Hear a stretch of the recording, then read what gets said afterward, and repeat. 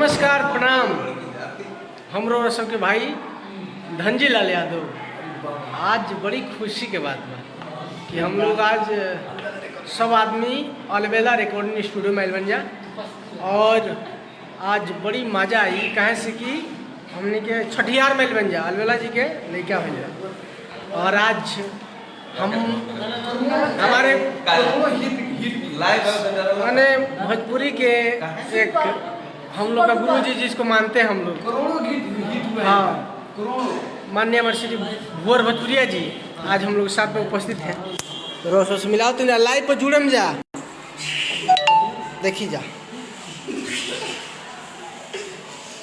नमस्कार प्रणाम। रउआ सब कैसन बानी? हम गीतकार भुवर भोजपुरिया रउआ सबके भाई जोड़ा नहीं के यहाँ के, हाँ जोड़ा तो सही नहीं है धनजी बाबू के और सब लोग जुड़े और लाइव पे फटाफट जुड़ी लो। आज जे भी भाई देखा था क्यों संतोष जी फोन रो कर तन क्या फोन में कटबो कर ले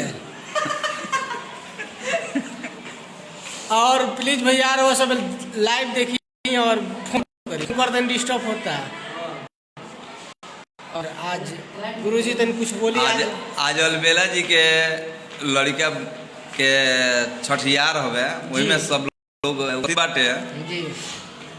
कुछ प्रोग्राम बा खाना पीना के ये कुल एंजॉय आदमी करता। संग में राकेश बाबू बानी तनी राकेश बाबू आप लोगों को मिलाओ तनी हमारे बड़े भाई राकेश कुशवाहा जी हैं। आज बहुत खुशी की बात बा कि हम सभी सिंगर जो है यहाँ पे उपस्थित हैं अलबेला जी अलबेला जी के घर पे। और आज उनके लड़के का जो है छठियारा है। यहाँ पे तमाम सिंगर आए हुए हैं, राइटर आए हुए हैं और आप लोग भी अपना आशीर्वाद प्यार बनाए रखे उस बच्चे पे। जी जी जैसे अलबेला जी ने नाम किया वैसे सारे लोग जो है कि अब आपको मिला रहे हम पबजी स्टार अमरजीत अकेला से। नमस्कार प्रणाम भैया, कैसन बानी आप सब? का होता संतोष जी रो फोन मत करिए और फोन रिसीव वसूल करम ना है मेरा। एक बार यहाँ के दूसरा मन में फोन ना रिसीव करें। एक बार एकदम पूरा लोग बड़ा होता पार्टी उठी। आज हमारा अमृत भैया के आज छठियार बा गाना में सुन लो तनी खाए तो छोटी और थलाली से रोटी। जय हो जय हो। पूरा एकदम हल्का बच्चा बिहार में जो पूरा पार्टी उठी में अलबेला जी 200 और देखिए आज बड़ी खुशी की बात अलबेला जी उपस्थित करने हैं। ई हमनी के सब कुछ है। हाँ बोली सर बोली बोली हाँ बोली हमरा लड़का भाई है वही छठियार में सारा बोली बोली आज हम दुकान में बानी जा। जी जी बोलते रहे बोली बोली। आज हमारे के हैं जी के ना घर है हमरा लड़का भाई बा। अच्छा वही के उपलक्ष्य में जी छठियार मनावल जाता। अच्छा हमें इमा सब आदमी आइल बा।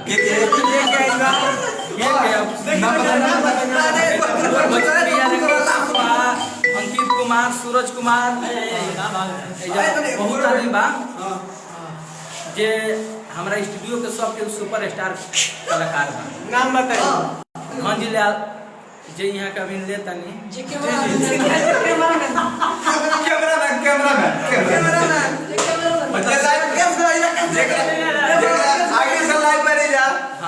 धनजी लाल आई अमरेंद्र अलबेला जी यहाँ का भुवर भोजपुरिया आई अमरजीत अकेला अरे अंकित बाबू लवजी पबजी लवजी पबजी के स्टार आई खाते छोटी स्टार पोठलाली से रोटी आई दूर स्टार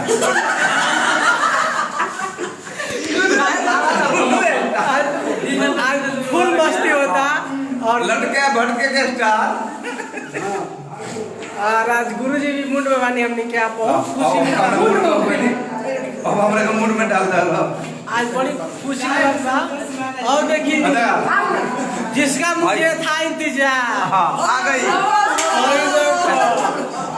हाय मिली मिली यहाँ से संतोष सुहाना जी आई यहाँ के बोली कुछ बोले बोली कुछ बोली हाय भी करी नमस्कार प्रणाम। नमस्कार प्रणाम। आज लोग कहाँ है सब बताएं। गुरु जी भोर भोजपुरिया जी। अच्छा आपन बताओ बाबा। देखो संतोष वाना बोलिए बोलिए बोलिए बोले संतोष। लाइव है लाइव में है अब लाइव है बोलिए बोलिए बोलिए नमस्कार प्रणाम जी। आई हमने के राइटर भोर भोजपुरिया जी। जी बहुत बढ़िया राइटर। नया गाना हिट को हिट जाता है मेरा। शहर लुधियाना बा तनी खाए दे छोटी और फुलादी से जी, जी। आई हमार भाई अमरजीत अकेला पबजी अब बोलिए ना है लखन भाई बा। और ये का गाना लिखा रहा है कि तोरा दही में डाली के रही आ सब वही रे माही जी कि काहे करेलू हमरा के माना आ जब हई हम तोहरे दीवाना आ जवन सोची ले उ कबलही हो जय हो जय हो। कि तोरा दही में डाली के रही आ सब वही रे माही। और अमरजीत भाई है ना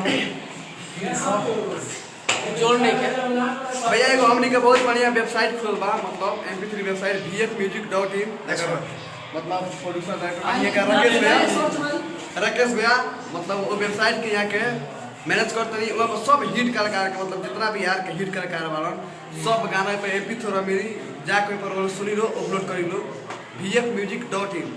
और अमरजीत भाई आज कुछ हो जा।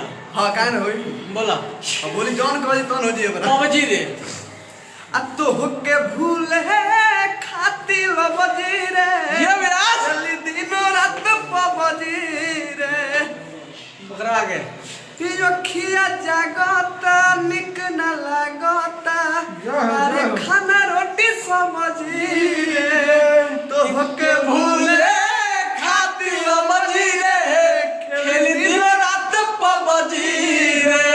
देवी की जय। अरे राकेश भैया बहुत सुंदर संतोष कौन गाना रहा है मछरिया लगेगा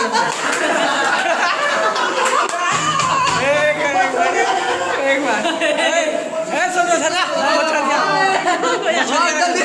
मछरिया लगाना हो जाए। ये गाने का पक्का नहीं अब देखिए राकेश भैया सुनिए हाँ बोलिए और मछरिया वाला नहीं मछरी वाला अमरजीत अकेले का फरमाइश तुम मुखड़वा का हाँ सुनाइए हाँ के सुने हाँ सुनाइए नहीं आप गाना अपना मुंह से गाई गई राकेश भाई कुछ थोड़ा सा कुछ सुना कुछ गाई तो ये लोग छोटे के अरे गोरे गोरे गलिया पे अरे करिया करिया तिलवा हो कि दिलवा रे लोभता क्या बात है कि कोई से होई है मिलनवा हो कि मनवा रे तरसता।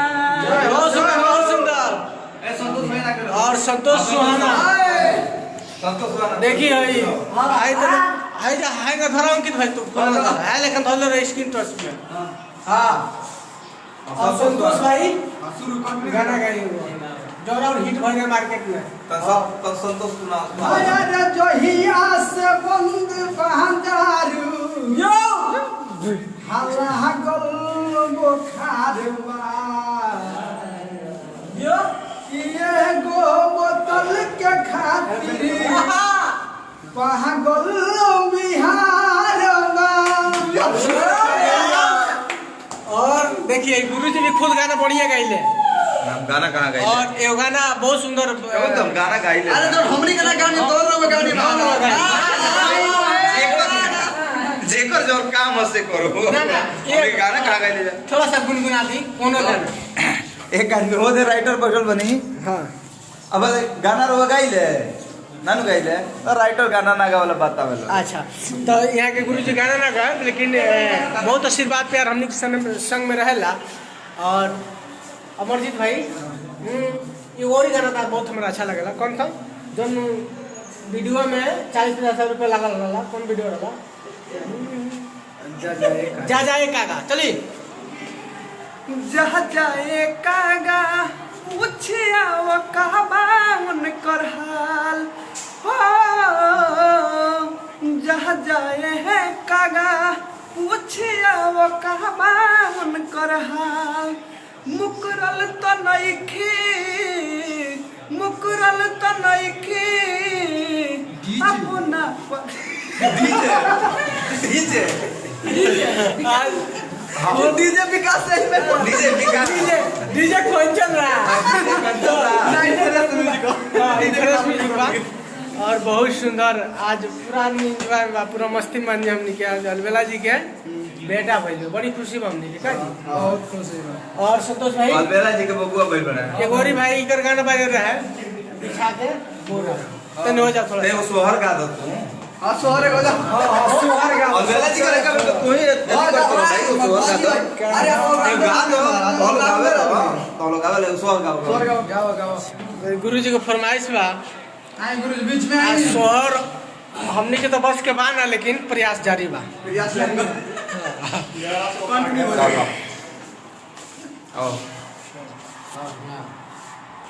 और तो नहीं दिखाई अबली सोहर के भाव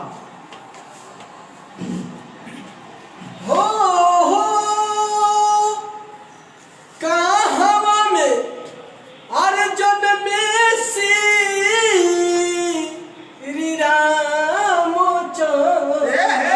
रामचंद्र सोखा कि कहवा में अरे कौन होइया जन्म कि कहवा में अरे कौन होइया जन्म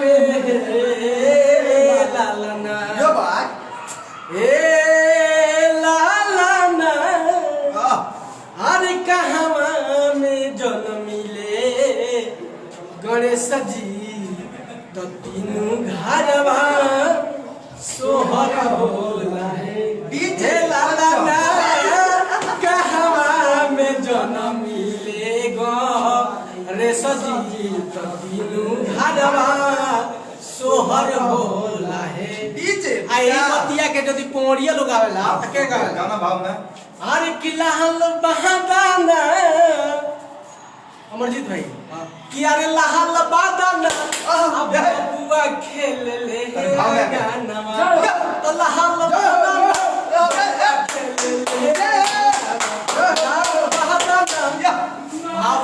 कैसे भाव कि खेलत रे गइले आ खेलत रे गइले तब भुअर भोजपुरिया जी के गोदिया कि लहल बादाना तो भुअर जी लहले गानो नमस्कार।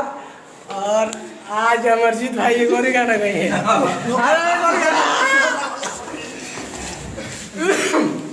सोहर ना हो ए भाई ये गाना भाई रिलीज है लंगड़ चाहे लुली रे अबुक बड़ी सो कुली रे थोड़ा सा जय चलिए गाना की शुरुआत बात थोड़ा दिमाग थोड़ा उतार दे करो सहियार मन हमरे लसे हां कोरा सहियार मन हमरुला से तोरे जियो। नहीं तो करब हम तो हनी पक्के सरे। बारे आशिक ना ना दूसरा गाना के लाई वो गाना के लाई ना है ये बतिया है ना ये बतिया मतलब मैं शुरू नहीं के शुरुआत कुछ और भाई तो है भले ही छोड़ी काली बिया बाकी ना कोनो खाली बिया वैसे ही बतिया है तो क्या धन्यवाद लंगड़ा चाहे लुल्ही रे